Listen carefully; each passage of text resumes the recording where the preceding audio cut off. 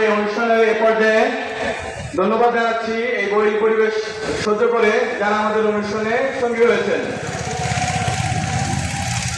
বক্তব্যের এই পর্যায়ে আমরা সঞ্চালনার জন্য আমাদের জেলা যুব সমন্বয়কারী মুনির আজাদ ভাইকে অনুরোধ করছি। বিসমিল্লাহির রহমানির রহিম। অনুষ্ঠানের এই পর্যায়ে বক্তব্য দিয়ে আপনাদের সামনে আসছেন যশোর জেলা এনসিপির প্রধান সমন্বয়কারী জনাব নুরুজ্জামান ভাই।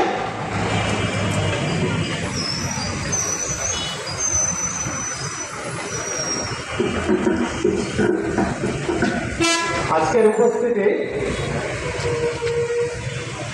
ছাত্র জনতা, আজকের অনুষ্ঠানের প্রধান অতিথি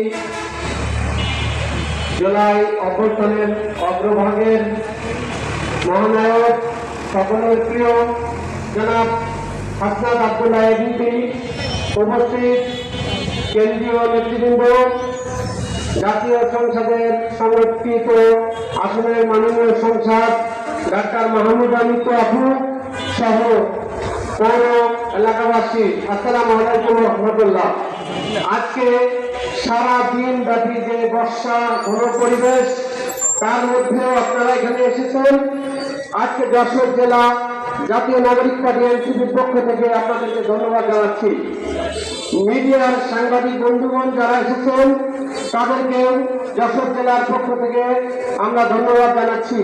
প্রিয় উপস্থিতি, নেতৃবৃন্দ বক্তব্য দিবেন, আমরা আজকে এখানে কথা বলবো না, শুধু একটি কথাই বলতে চাই যে আশা নিয়ে দেশে একটি ইনসাফ ভিত্তিক সমাজ কায়েম হবে, তরুণরা চাকরি পাবে, বেকার অর্থ দূর হবে এবং চাঁদাবাজ, সন্ত্রাস, মাদক মুক্ত একটি সুন্দর রাষ্ট্র ব্যবস্থাপনা হবে। তারই কারণেই মূলত আমাদের ছাত্র জনতার জীবন দিয়েছিল। কিন্তু আমরা দেখতে পারলাম আজকে অনেকদিন হয়ে গেল একটি সরকার ক্ষমতার আসীনে অধিষ্ঠিত, কিন্তু তারা একাধিক ভাগ্যের জন্য কিছুই করতে পারছে না। এবং যারা জীবন দিয়েছে এবং এদেশের মানুষের জন্য যারা পঙ্গুত্ব বরণ করেছে, তাদের সে আশা আকাঙ্ক্ষা আজকে কোনো কিছুই বাস্তবায়িত হচ্ছে না। তাই এই জনের আকাঙ্ক্ষার শক্তি আগামীতে ইনশাল্লাহ ক্ষমতা আসবে। সেজন্য আমাদের পাড়া, মহল্লায়, ইউনিয়ন, পৌরসভা, উপজেলায় সকল মানুষের দ্বারে দ্বারে এই জাতীয় নাগরিক পার্টি এনসিপি জুলাই বিপ্লবের গল্প শোনাতে হবে। তাহলে আগামী ৫-১০ বছর পরে ইনশাল্লাহ জুলাই শক্তি ক্ষমতায় আসবে। এই প্রত্যাশা ব্যক্ত করেই আমার সংক্ষিপ্ত বক্তব্য এখানে শেষ করছি। আসসালামু আলাইকুম রহমতুল্লাহ।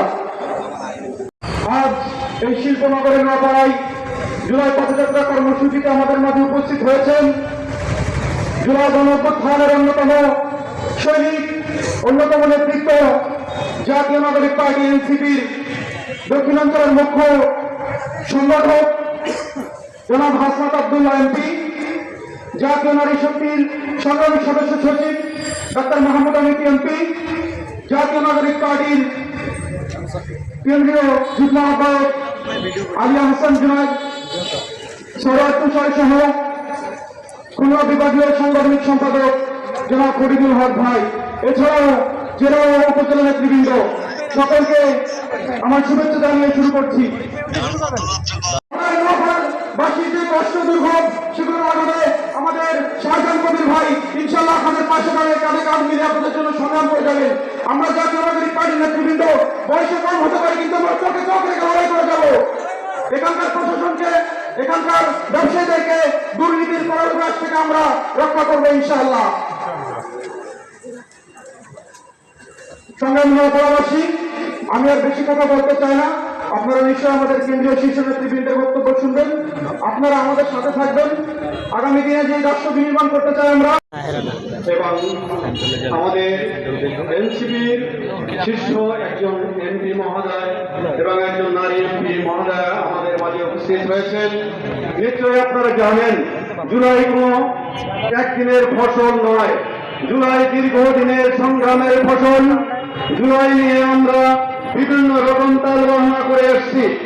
আজকে এই জুলাই পদযাত্রা শুধু অভয়নগর কেন্দ্রিক না, সারা বাংলা যথেষ্ট পরিমাণ দেশের থেকে বেশি দিচ্ছেন।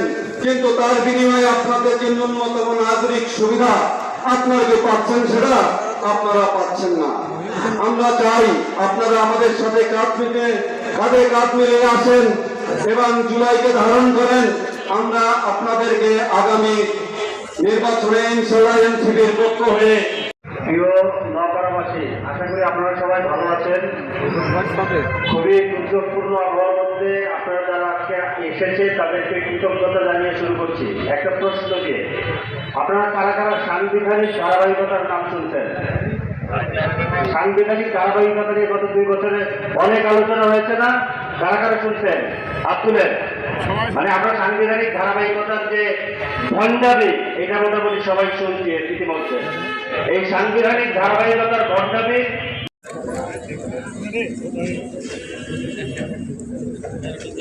আসসালামু আলাইকুম, কেমন আছেন?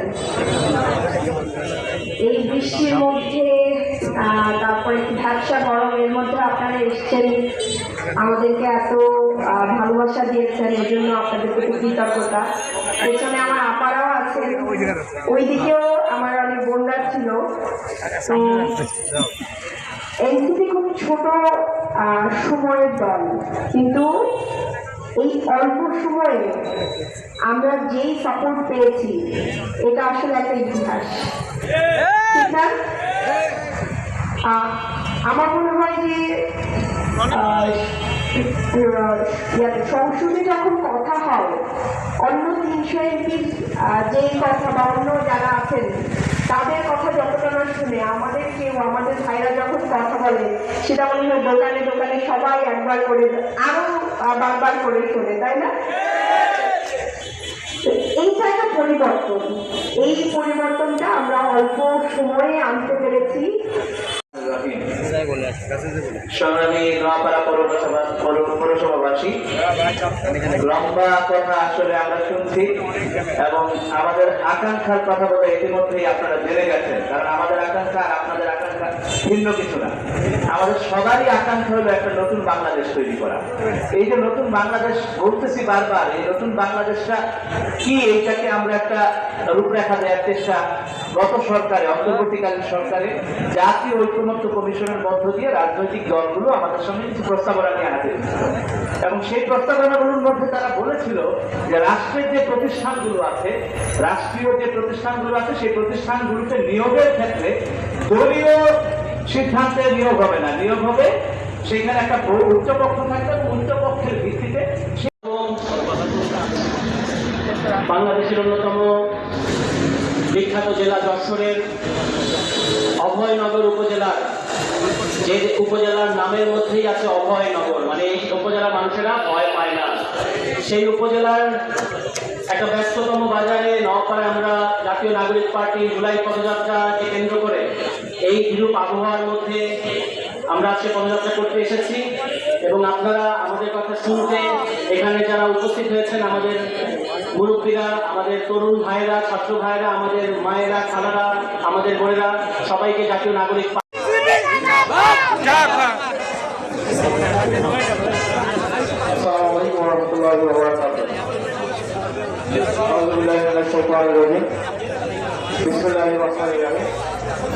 আপনারা যারা এখানে আজকে উপস্থিত হয়েছেন, আসলে আজান হয়েছে, আমরা ওই প্রোগ্রাম শেষে আমরা আমাদের অংশগ্রহণ করব।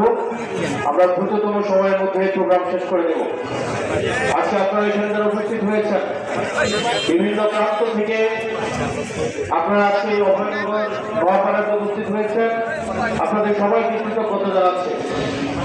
ইতিমধ্যে আমার পূর্ববর্তী বক্তারা সমসাময়িক বাংলাদেশে বিদ্যমান সমস্যা, গণভোট থেকে শুরু করে রাষ্ট্রপতি নিয়ে ষড়যন্ত্র এবং বিএনপির প্রতিশ্রুতি ভঙ্গ নিয়ে আমার পূর্ববর্তী বক্তারা ইতিমধ্যেই কথা বলেছেন।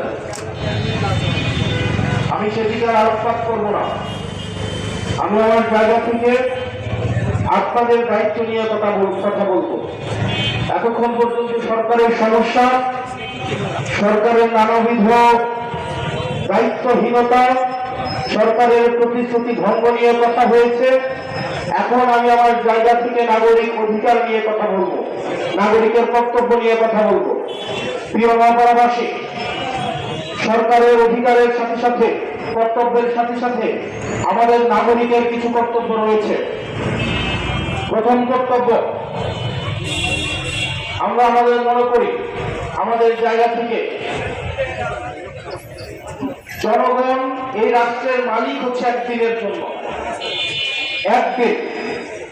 একদিন হচ্ছে এই রাষ্ট্রের মালিক হচ্ছে জনগণ কার্যত, এবং সেটা হচ্ছে ভোটের দিন। ভোটের দিন জনগণ তার মালিকানা ভোট দেওয়ার মাধ্যমে সেটার প্রয়োগ ঘটাতে পারে। অত্যন্ত দুর্ভাগ্যজনক বিষয়, এটা আমাদের রাষ্ট্রের এক ধরনের প্রথায় পরিণত হয়েছে। যেই দিন জনগণের মালিক হওয়ার কথা, অধিকাংশ দিন আমরা ওই দিন মালিকের পরিবর্তে আমরা দাস হয়ে যাই। কিভাবে দাস হয়ে যাই? ধরেন ভোটের আগের দিন রাতে যদি কোনো আপনি প্রার্থীর কোনো সুবিধা গ্রহণ করেন, তখন কি আর আপনি মালিক থাকেন, নাকি ওই প্রার্থীর দাস হিসেবে আপনি পরিণত হন? দাস হিসেবে। ওই প্রার্থী যদি আপনাকে কোনো অবৈধ অর্থ দেয়, বাড়িতে ভোট দেওয়ার জন্য গাড়ি পাঠায়, ওই গাড়ি ব্যবহার করে আপনি ভোট কেন্দ্র যান, তাহলে কি আপনি ওই প্রার্থীর আর মালিক থাকবেন না গোলাম হয়ে যাবেন? আপনার মালিক হওয়ার কথা একদিনের। দুর্ভাগ্যজনক বিষয়, আমরা একদিন ওই মালিকের পরিবর্তে আমরা গোলামে পরিণত হই। একদিন এই গোলামি করার কারণে আমাদের 5 বছর আমাদের গোলামিকে, আমাদের ভাগ্যে আমাদেরকে বরণ করে নিতে হয়। কিন্তু আমরা যদি ওই দিন, ওই ভোটের দিন আমরা গোলামিকে বরণ করে না নিতাম, অবৈধ সুযোগ সুবিধা গ্রহণ না করতাম, প্রার্থীর কোনো অবৈধ সুবিধা হাতে না নিতাম, তাহলে 5 বছর ওই নেতা, ওই প্রার্থী আমার গোলাম হিসেবে আমার গর্জয় গর্জয় ঘটত। প্রার্থী যখন জানবে আমি ওই জনগণের পর্যায়ে যাই বা না যাই, ভোটের আগের দিন কিছু টাকা নিয়ে গেলেই হবে, তাহলে কিন্তু 5 বছর সে আর আপনার খোঁজখবর নেবে না। সে শুধুমাত্র ভোটের 2 মাস আগে মুরব্বীদের মসজিদে মসজিদে যাবে, কোন এক মসজিদে আসর নামাজে 2 বার পড়বে। এক মসজিদে আসর নামাজ পড়ে বের হয়ে যদি দেখে আরেক মসজিদে আসর নামাজ শুরু হয়েছে, ওখানে গিয়ে আসর নামাজ পড়া শুরু করে দিবে। এরকম আছে না? আহলে হাদিস এবং হানাফির মসজিদের মাঝখানে তো 30-35 মিনিটের ব্যবধান থাকে না? আমি এরকম প্রার্থী দেখছি, আরে নামাজ তো নামাজই। যদি বলো আপনি একবার আসর নামাজ পড়ে আসছেন, তখন বলে কি, আরে নামাজ তো নামাজ, এর মধ্যে 300 মানুষ আছে। এই শুধুমাত্র ঈদের চাঁদের মতো এই নির্বাচনী চাঁদে শুধুমাত্র আপনি প্রার্থীদেরকে দেখবেন। আমরা শুধুমাত্র বলি নেতা খারাপ, নেতা খারাপ, নেতা রাস্তার ইট চুরি করে, সার চুরি করে, পিন চুরি করে, গম চুরি করে, কিন্তু অনেক ভোটার আছে ভোটের আগের দিন সে নিজের মালিকানাটা চুরি করে, সে নিজেকে ভোটটা চুরি করে। আপনি একদিন চুরি করবেন, নেতা 5 বছর চুরি করবে, আপনাকে মুখে চুপ করে বসে থাকতে হবে। এই জন্য প্রিয় ভয়নগর নয়াপাড়াবাসী, আপনাদেরকে সিদ্ধান্ত নিতে হবে। এই সিদ্ধান্ত আপনার। আপনি কি একদিন গোলামি করে 5 বছর গোলাম থাকতে চান, নাকি একদিন মালিকানা প্রয়োগ করে আপনার নেতাকে 5 বছর গোলামি করাতে চান? সিদ্ধান্ত আপনার। স্পষ্টতই যেই নেতা ভোটের আগের দিন আপনার দরজায় পয়সা নিয়ে আসে, মনে রাখতে হবে এই পয়সা কিন্তু সে আগামী 5 বছর ধরে আপনার পয়সাটাই সে করবে। এটা ইনভেস্টমেন্ট, এটা কি ইনভেস্টমেন্ট? আপনি একটা এলাকায় 2000 ভোটার, প্রত্যেকজনকে যদি 500 টাকা করে দেয়, তাহলে হচ্ছে 1 লাখ টাকা, নাকি না 10 লাখ? 10 লাখ 1 লাখ।